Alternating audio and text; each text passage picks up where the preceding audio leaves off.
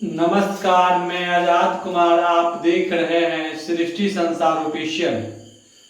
Supreme court का एक निर्णय आया है, उसमें जो जेसीबी कल्चर जो था, बुलडोजर कल्चर, उन पे एक्शन लिया गया है।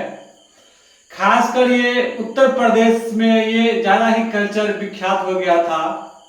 जो अपराधी के घर पे बुलडोजर चला करके घर को बर्बाद कर दिया जाता था, उसमें सुप्रीम कोर्ट का एक आदेश आया है, जो आरोपी हो या दोषी किसी का भी घर नहीं ढह सकता। सुप्रीम कोर्ट, क्योंकि जब किसी को आरोपी से ही नहीं कह सकते, जो आरोप लगने से ही वह सिद्ध हो जाता है कि ताकि वह दोषी हो। सुप्रीम कोर्ट तो यहां तक भी कहे हैं, जो आरोपी हो या दोषी किसी को भी घर को बर्बाद नहीं किया जा सकता, क्योंकि वह घर उस अपराधी का ही नहीं होता है, उसका पुत्र का भी होता है, बेटा उसका पत्नी का होता है, बेटी का होता है, सारे लोग उसमें रहते हैं। जो अपराधी किए उन पे सजा होना सही है, लेकिन इसके अलावा किसी और सदस्य पे ये प्रभाव न पड़े। इसीलिए एक और भी है, उसमें किसी का बेटा आरोपी हो सकता है। ये तो सही है, किसी का बेटा, किसी का भाई, किसी का कोई भी आरोपी हो सकता है, लेकिन इस आधार पे पिता का घर गिराया नहीं जा सकता।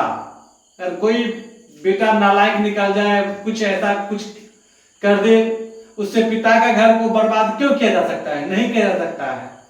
लेकिन उत्तर प्रदेश सरकार ने इसको खूब मिसयूज किया था। आरोप लगने पे ही घर गिरा देता था। लेकिन ये अब नहीं होगा, ये तरीका सही नहीं है। कुछ दिशा निर्देश दिए हैं और इसको 17 सितंबर को फिर सुनवाई होगा। सारे राज्य जो हैं यहाँ पे आएंगे। हमारे बिहार में भी ये बुलडोजर कल्चर शुरू हो गया था, पटना में, मध्य प्रदेश में भी सारे राज्य इसको देखा देखी सारे राज्य शुरू कर दिया था। चाहे अपराधी है, उन पे जाके घर पे जाके बुलडोजर जाके उसको घर को गिरा के आओ। घर गिराना सही नहीं होता है।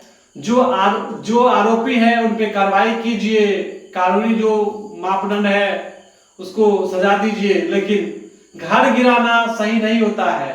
घर बनाने में इंसान को लाखों, हमारे बिहार या यूपी कोई भी स्टेट सबसे अधिक घर बनाने में ही खर्च करता है पैसा। अपना जिंदगी का, अपनी जो आमदनी है उनका 50% घर और शादी में ही खर्च करते हैं पैसा, और उसको गिरा दिया जाए तो क्या वो सही रहेंगे? नहीं रहेंगे।